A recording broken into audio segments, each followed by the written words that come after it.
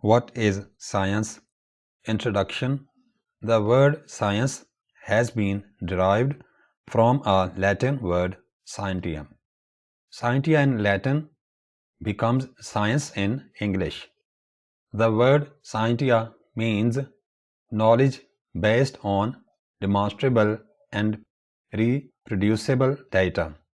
Science has its basis on observation and logic. It relies on testing ideas with evidence gathered from natural world. In our day-to-day life, we learn many things on daily basis with the help of five senses: the senses of sight, touch, hearing, taste, and smell. Soon after getting information from our senses, our logic comes into play, and naturally we start thinking about the how and why of the processes happening all around us.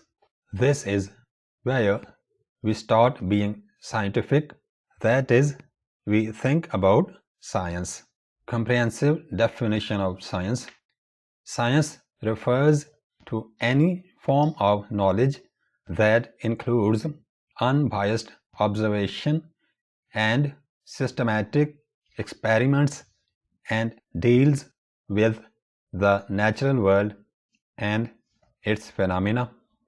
The development of knowledge that includes general truths or the operations of basic laws is what science means in general.